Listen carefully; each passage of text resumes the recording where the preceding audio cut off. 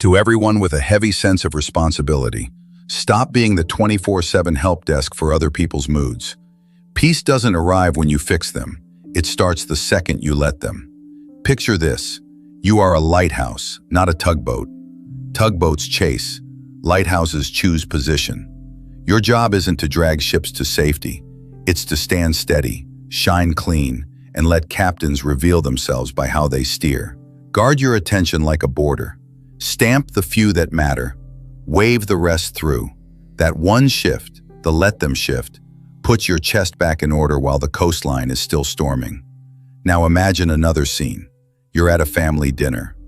One relative is fishing for conflict, tossing little barbs into the conversation. Normally, you'd defend yourself, explain, prove your point. Tonight, you try something different.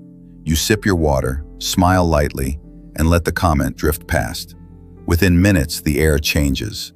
The storm they prepared never lands because you never stepped into the arena. That silence, that refusal to wrestle, is more powerful than any defense you could have mounted. A respectful nod. The let them mindset is widely shared online. We honor its spirit here and ground it in everyday moves you can use at work, at home, and in the quiet rooms of your own head. We'll move through 10 parts, each a fresh angle so it never feels like the same sermon. Where letting go is courage, where silence is strategy, where boundaries speak louder than speeches. And midway, I'll hand you a small, tangible tool you can keep, something you'll reach for the next time someone tries to rent space in your mind for free. Before we begin, pick one leak in your peace, work, home, or your own thoughts. Place a hand on your chest, take 2 slow breaths, and keep that place in mind as we move. If you stopped fixing and started filtering today, where would you feel the first inch of quiet? And what is the single boundary you'll test in the next hour to protect it? 1. Let them be who they are. Stop editing people like unfinished drafts. When you rewrite someone, you don't meet them. You meet your own version of them. That's why peace keeps slipping. You're arguing with a character you created, not the real person in front of you. I remember a Monday meeting where a coworker presented my idea as his. The old me would have launched into defense mode. Instead, I asked one clean question. What's the plan? Who does what? By when? And what could go wrong? He couldn't answer. The room understood. Afterward, I sent a short recap with names and dates. No drama, just clarity. The lesson? Let people's actions be their own mirror. Acceptance is not approval. It's a spotlight. When you stop coaching adults against their will, the stage lights up and you finally see who's actually standing there. How they handle praise, how they handle pressure, how they treat people who can't help them. From there, choice becomes simple. Not punishment, placement. You don't chase, you calibrate access. Think of it like tending a garden. You don't scold a rose for not becoming a sunflower. You don't glue new petals on to match your taste. You observe what's already growing and then decide whether to water it, trim it, or plant something different beside it. People are no different. As Marcus Aurelius reminded himself, if someone is mistaken, instruct them kindly. If that fails, blame yourself or not at all. The Stoic strength is not in sculpting others, but in sculpting their own reactions. Family, romance, friendships, business, it's the same rhythm. Let them talk, let them hurry, let them forget. Let them try to sell you a future version of themselves. Believe what their present tense is telling you. Not cold, not cynical, just clear. Your calm isn't built by changing their script. It's built by honoring your standards and walking accordingly. There's a quiet power in this restraint. The moment you stop trying to change other people, your hands are free to build your own life. And strangely, the right people grow closer when you stop pulling. The wrong ones drift without a fight. Gravity does the sorting. So pause for a moment. If you stopped editing others, who would show up in their truest form? And how different would your peace feel if you trusted their actions? 2. Detachment restores your peace. Calm isn't an accident. It's a decision you make before the noise arrives. Detachment isn't cold distance from people. It's distance from the illusion that you can steer them like pieces on a chessboard. Picture your attention like the front door of your home. Every ping, tone, and late reply is a knock. Some knocks are gentle, some are fists pounding. But not every knock deserves an open door. You can welcome what matters, hold on to what is yours to carry, and leave the rest outside. I've felt the pull. A cold text lands, my chest heats up, and my mind races to build a courtroom. Motives, witnesses, verdicts. Let's be honest. Checking who's seen your message 10 times an hour doesn't make them reply faster. It only ages you quicker. But then I remember, in every moment, there are only 3 loads: yours, theirs, and shared. Yours deserve action. Theirs deserves space.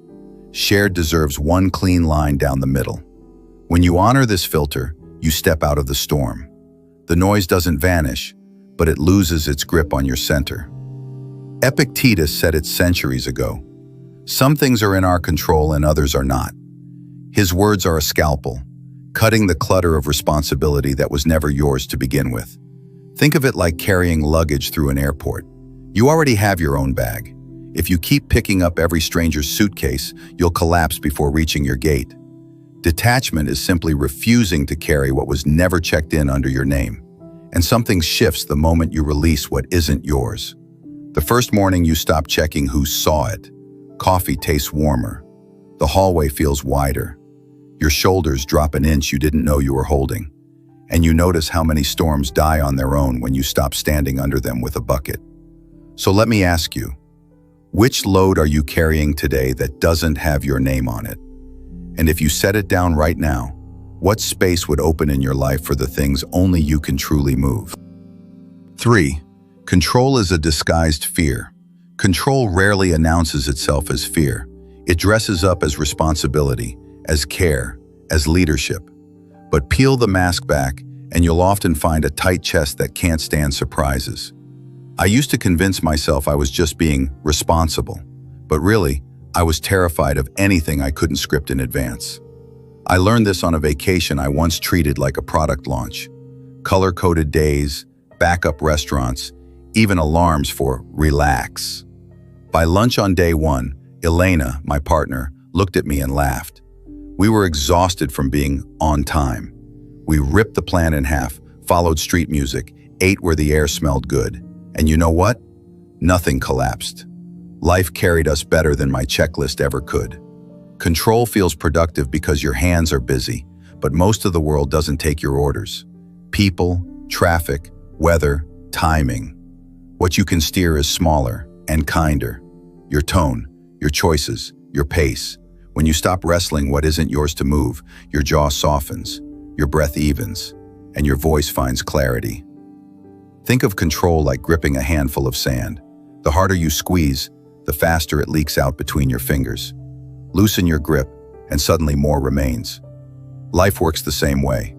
When you tighten around people, outcomes, or time, you exhaust yourself and lose the very thing you're desperate to keep. But when you allow a little space, what matters most often remains. And it stays not because you forced it, but because it truly belongs. A Stoic reminder. Seneca wrote, "He suffers more than necessary who suffers before it is necessary." Control is often our way of suffering twice, once in imagination, once in reality. We invent disasters to tame them in advance, but all we build is exhaustion. So swap grip for guidance. Hold the wheel lightly. Look further down the road. Prepare, yes, but retire the fantasy that preparation guarantees obedience. Care, yes, but stop launching rescue missions no one requested.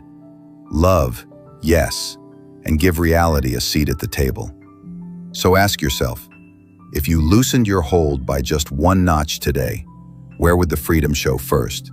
Your jaw, your schedule, or that hidden story in your head that says everything must obey your script? 4. Let consequences teach. Rescue feels kind in the moment, but over time it steals the very lesson that would make them stronger. I had a teammate who ignored feedback and showed up with a messy slide deck. 5 minutes before a client run-through, he whispered, "Can you fix it?" My pride wanted the cape, but I stepped back. "You've got this. Own it." He stumbled, The client asked 3 basic questions he couldn't answer, and the sting did what my speeches never could. The very next morning he arrived early, rebuilt the outline, and never came unprepared again. This isn't cruelty, it's respect. When you keep catching people, you teach them to outsource adulthood to you. Let reality speak in its own language, because pain is a teacher that lectures without notes and leaves no room for excuses. Think of it like a blacksmith forging iron. The hammer strikes again and again, the sparks fly, and the fire roars hotter with each blow. The steel reshaping, only because it is tested under weight and heat. Remove it too soon, and it stays brittle, unfinished, unable to hold an edge. But leave it in the fire, let the hammer fall, and the same raw metal transforms into a blade that can cut, protect, and endure. People are the same. Without the weight of consequence, character never hardens. Seneca said it clearly. Difficulties strengthen the mind, as labor does the body. To strip someone of consequence is to rob them of strength. In life, it's simple. The chronic canceller meets an empty chair. The indecisive manager meets a missed window. The grown child who sleeps through alarms meets the cost of being late. You don't need to play judge. Life already wrote the law. So hold standards without heat. Say it plainly. I'm available for planning, not last-minute saves. If you're late, we start without you. After 2 cancellations, we'll try again next month. You're not punishing, you're placing. You're not angry, you're clear. And the quiet gift is this. People either rise to the line or drift to where their habits belong. Either way, your peace returns. And the ones who rise stand taller because the win is theirs, not yours. So pause with me. Where in your life are you cushioning a fall that needs to be felt? And if you finally step back, how might reality itself teach the lesson your words never could? 5. Drop the unspoken expectations.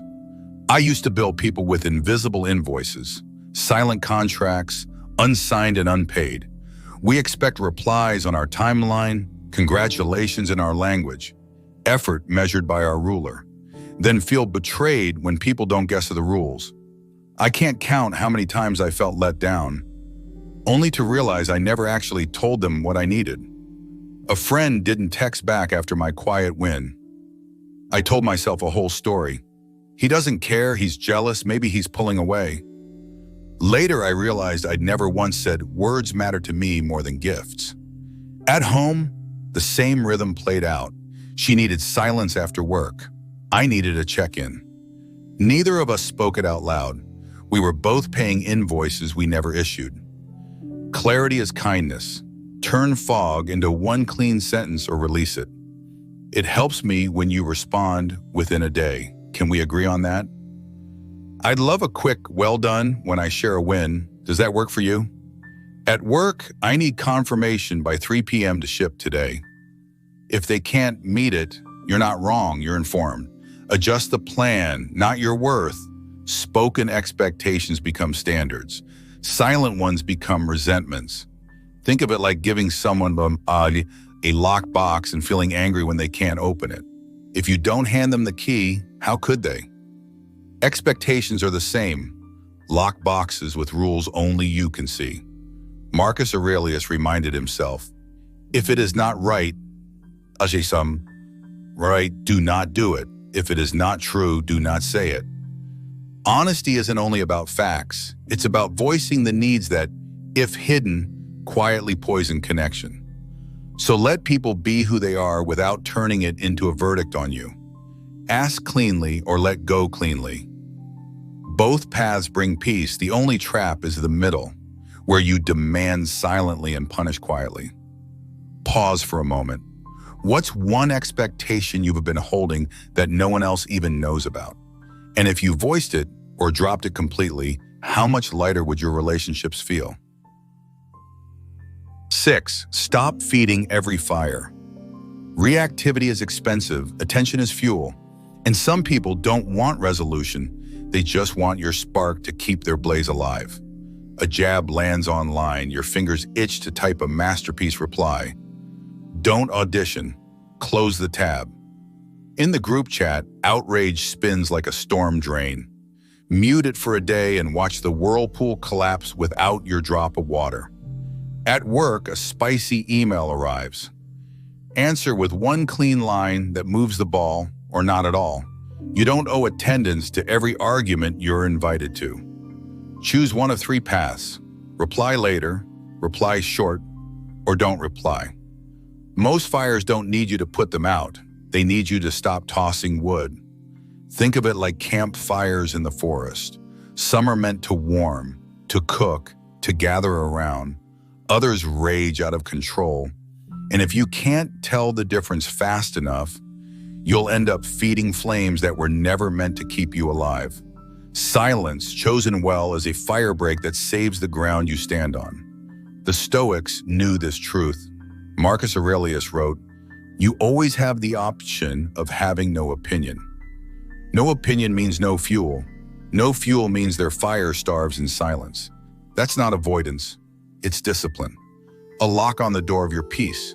When adrenaline surges and words beg to sprint, try the three-line fire break. Say one line once, then stop. I'm available for solutions, not blame. That doesn't work for me. I'm stepping back. I won't continue in this tone, pausing here. If your reply needs a paragraph, the question probably didn't deserve one. Keep your dignity in your pocket, not in their hands. Save your flame for what compounds.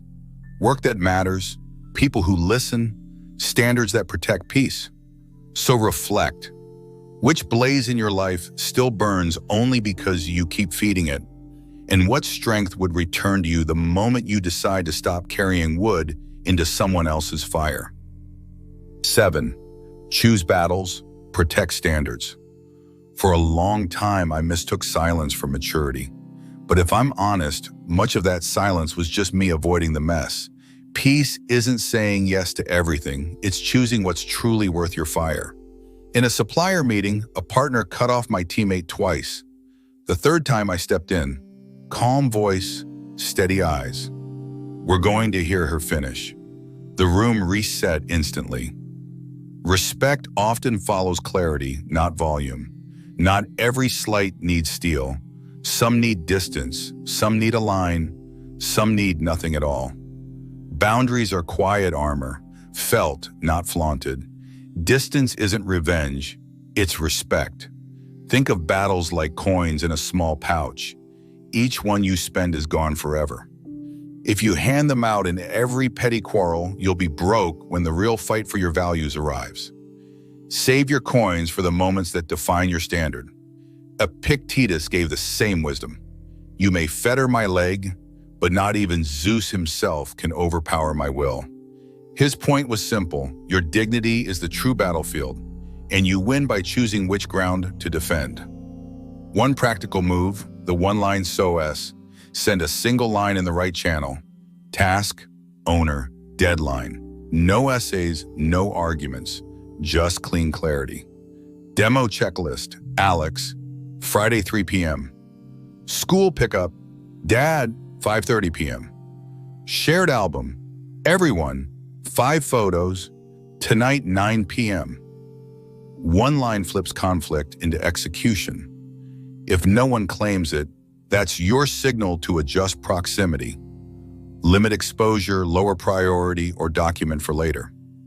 So ask yourself, where are you spending coins on petty scuffles when you should be saving them for the battles that protect your standard?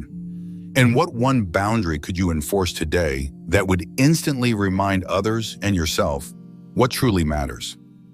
8. Return the focus to yourself. How much of your life has been spent running diagnostics on other people, reading tones, decoding silences, auditing motives, while your own goals sit in the corner like loyal dogs waiting to be walked? Bring the mirror home. Shift a slice of your day from analysis to building. Put 30 minutes into what compounds? Body, craft, environment. Lift something. Ship something. Clear a surface. Upgrade a tool. Small order creates big oxygen. The trade is immediate. When you stop tracking someone else's mood graph, you start noticing your own momentum. Sleep steadies. Food tastes richer, work flows, and the people meant for your rhythm catch up without you pulling. I once tracked someone's mood swings like a stock chart. Spoiler, the market never stabilized, and I lost my own balance. Think of focus like sunlight through a magnifying glass. Spread wide, it warms nothing. Concentrated, it can set a fire. Your attention works the same way. Scattered on everyone else, it fades. Aimed at your own path, it ignites. As Marcus Aurelius urged himself, waste no more time arguing what a good man should be. B1 energy spent monitoring others can be instantly rerouted into embodying your own standard. I've wasted hours drafting replies to imaginary texts, defending myself to people who weren't even in the room. Meanwhile, one set of push-ups would have built more strength than all that mental theater combined. This is not selfishness, it's stewardship. The more you invest in what you can actually steer, the less you leak into what you can't. So pause here. If you claim just one 30-minute block today for yourself, what would you build? And how much momentum would return the moment you put the magnifying glass back on your own life? 9.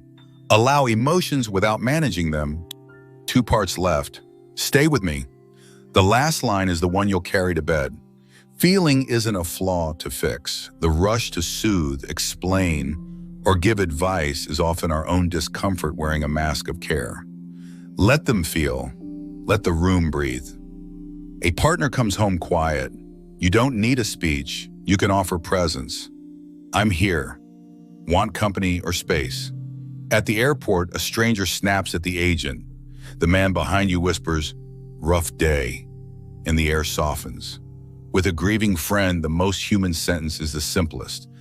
I'm not here to change how you feel. Don't turn their weather into your report. Their tears are not an accusation. Their silence is not a verdict. It is theirs.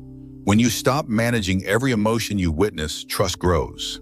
Yours and theirs. People learn they can bring their whole self without being corrected into a mood that is easier for you. And think of emotions like waves on the shore. Some may crash, some barely ripple. You don't command the ocean. You choose how to stand on the sand. Let the tide rise and fall without trying to scoop it in your hands. Epictetus said, "It is not events that disturb people. It is their judgments concerning them." The same applies to emotions.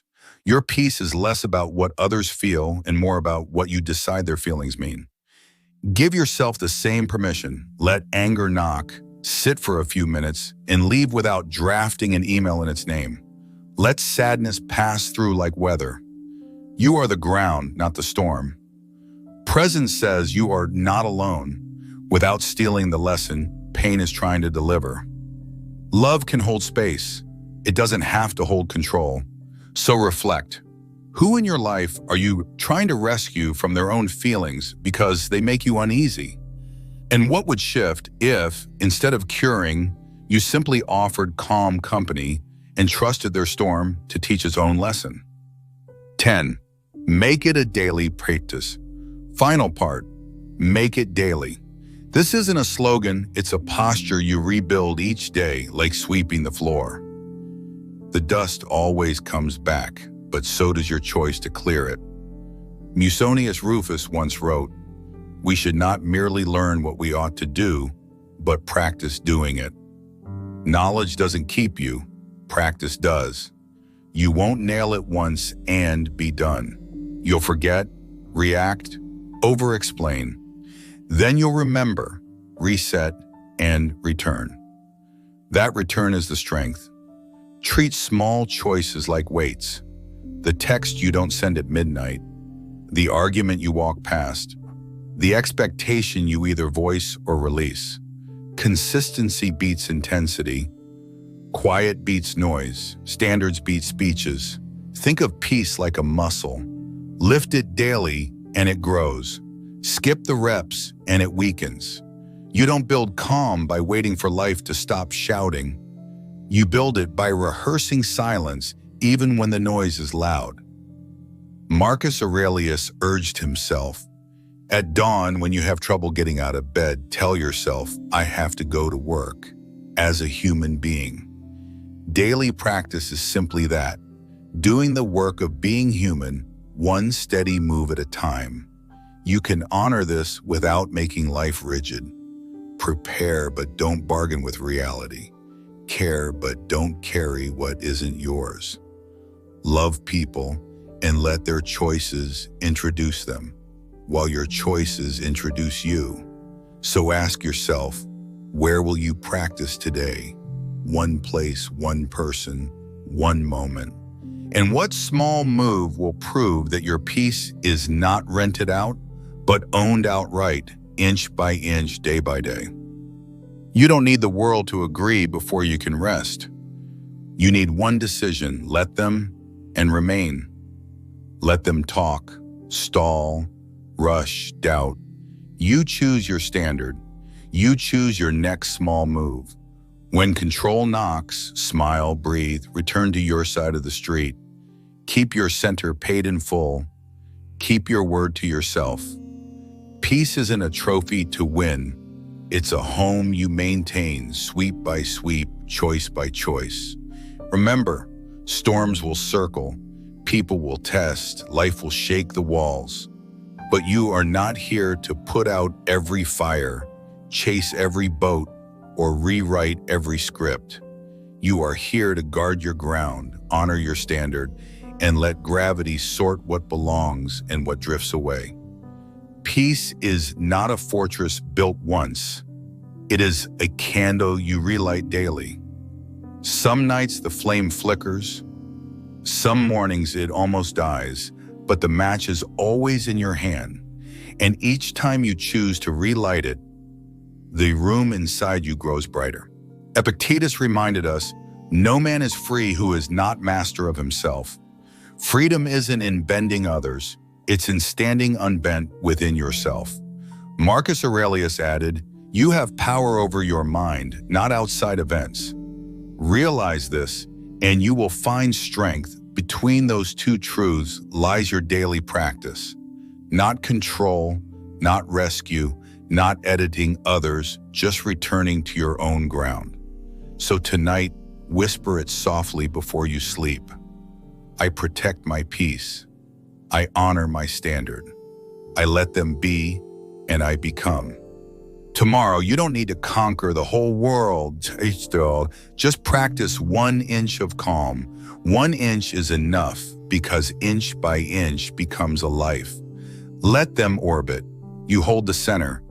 And before you leave, if this message gave you even a spark of quiet, save it for later. Share it with someone who carries too much, so he knows he's not alone.